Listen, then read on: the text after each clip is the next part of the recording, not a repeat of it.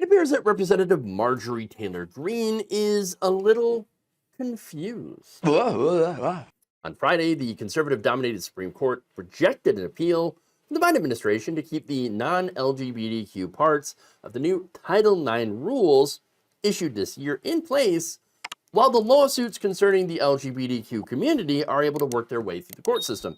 The new Title IX rules issued by the Department of Education back in April expanded the anti-discrimination protections from the original law to apply to, obviously, anti-LGBTQ discrimination in schools, along with discrimination against parenting and pregnant students, which happen to be, in a lot of cases, cisgendered women. So, now, the regulations also include rules for how to handle gender-based sexual harassment and assault claims and require schools to promptly respond to all complaints of sex-based discrimination with a fair, transparent, and reliable process. The new rules also include measures to fight retaliation against students and employees who exercise their Title IX rights. Now, what's the problem here? What's the problem for Marjorie Greene? Oh, right, rampant transphobia.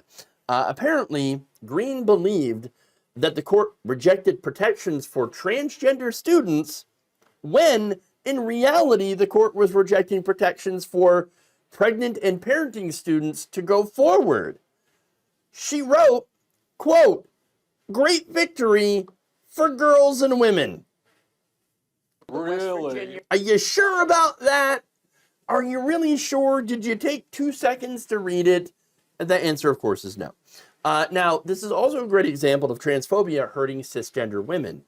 I mean, look, transmisogyny is just misogyny with extra steps. Now, 2 provisions in the rules that require school officials to refer to trans students with the appropriate names and pronouns and allow them to use the facilities of their gender, those things, again, were not going to be protected if these rules were allowed to go forward. Again, this is what's going through the courts right now, okay, through the lower courts. This law, again, wouldn't, or I should say the rules that were rejected by the Supreme Court, at least the appeal here, only included the non-LGBTQ stuff, okay? That said, Greene and her bigoted friends are cheering the rejection of provisions that would protect cisgender women and girls. But they hate trans people so much that, for one, they want trans girls in men's bathrooms, trans men in women's bathrooms, which seems a little weird to me, because they will most likely face abuse being in those bathrooms, right? But of course, their stated goal here is not to protect women. Their stated goal is to legislate trans people out of society, out of existence, by basically creating rules that do not allow them to function in society. They don't want them using any bathroom. They don't want them getting any job, having any employment, being able to take any hormones, or to go by any name other than the one that's on their birth certificate. That's it. Now, that said, once the Title IX rules were passed, red states immediately sued because all they have is transphobia. Now, the Biden administration appealed to the Supreme Court not to keep all the new regulations in place, but just to limit the injunctions to the LGBTQ parts of the new regulations and allow everything else, the pregnancy and parenting student protections, the sex-based harassment and assault, the anti-retaliation, to allow that stuff to go into effect, which would actually protect women and girls. Solicitor General Elizabeth Prelogar argued that the injunctions were too broad when they could have been issued just to block the LGBTQ plus provisions that the states were currently suing over. The Supreme Court said, no, we're going to keep it all blocked in the 26 states that have sued.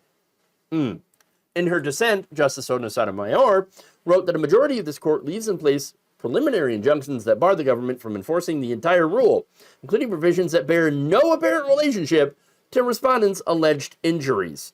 Those injunctions are overbroad. Now, that brings me back to Marjorie Taylor Greene, who is a supposed protector of women and girls. promoter of family and family values, cheering on a decision that harms women, girls, and families. Congratulations. Your transphobia has hurt yourself, and you've hurt yourself in your own confusion. Now, she was responding to Higher Right Chick, the founder of the Libs of TikTok, who posted about this on X. And unsurprisingly, when she posted this, she posted an article from The Hill and even incorrectly explained it, saying, Supreme Court just ruled against Biden administration request to implement their changes to Title IX, which would allow men to completely invade women's spaces. No, it wouldn't. She wrote, huge win for women and girls, and then shared a headline from The Hill about the ruling that includes the word partially. Apparently, she doesn't know what that word means. That article in The Hill went on to explain that the Biden administration just wanted the court to narrow the lower court's injunctions, not overturn them. But she would know that if she read the article, and it's obvious that she didn't. Neither of them did. You had Libs of TikTok completely ignoring the contents of the article that they posted, and Marjorie Taylor Greene further compounding the stupidity. That's what's going on here, okay? That's it.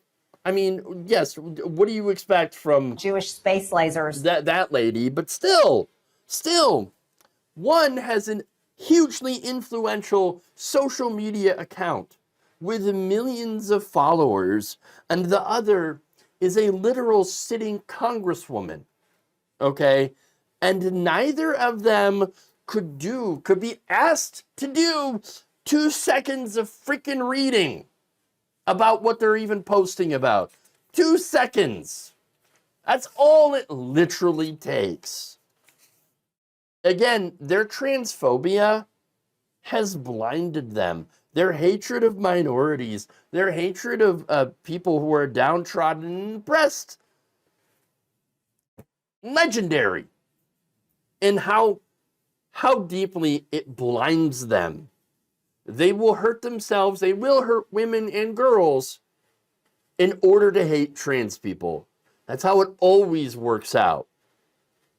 So think about that. Think of the positions of power that these two operate in and despair.